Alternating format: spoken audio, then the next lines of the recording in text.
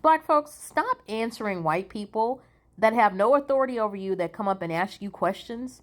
That is none of their business. We do not have to justify our existence. We do not have to explain why we're doing something, especially you're going up to your building and someone white comes up and wants you to prove that you live where you live. Ma'am, I live here. And why are you calling them ma'am and sir? I'm going to show them that I'm respectful. They're not your parents. They're not the authority. If they're just some random Karen or Ken that's walking up and asking you a question, just don't respond. Continue to do what you're doing. Now, I might bring out my phone and film it, but I'm not going to start, ma'am, I live here. Ma'am, why are you asking me? Sir, we don't have to do that anymore. Now, that we don't have to do that anymore, Black American people. So if someone comes up and asks you a question and they don't, it's none of their goddamn business, don't answer it. So I'll tell you guys about a time years ago when I was on a reality show.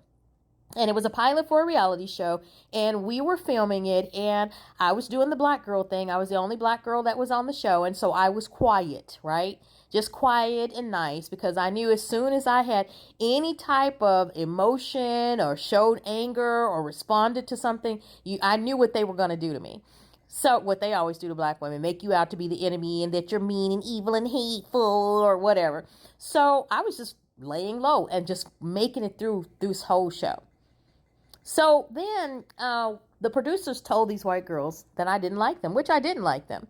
And I was going to go get some coffee one morning, and they both confronted me. We heard that you don't like us. And you know what I did? I just pretended that they weren't there, as if they were invisible. I went over, made myself a cup of coffee, brewed it, stirred it up, and they were, you're not going to answer us? You're just going to ignore us and not going to answer us? One of them started crying.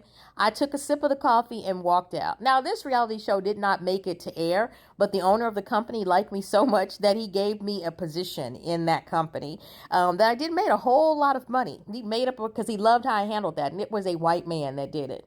So when white people come up and start asking you questions and questioning you like you don't have your slave papers, you do not have to respond. And I don't know why black people think that we have to respond. I know sometimes you're angry and you want to tell them off, but most of the time it's just none of their business. And you just look and just make them invisible and keep going on about your business. And 9 times out of 10, you go on where you need to go. Why stand there at your door getting ready to unlock the building until they call the police on you and rev things all the way up until you standing there with the police talking to you like you a runaway slave? Go on in the building, lock the door, and keep it moving. They'll see. And if they don't see, don't nobody care. But we need to stop responding and answering white people. Do you live here? Don't even say nothing. You don't have, ma'am, I live here. You don't have to say nothing if you live there. So when a white person comes up to you and starts asking you something and they're out of line and they have no authority to be asking anything, just keep it moving.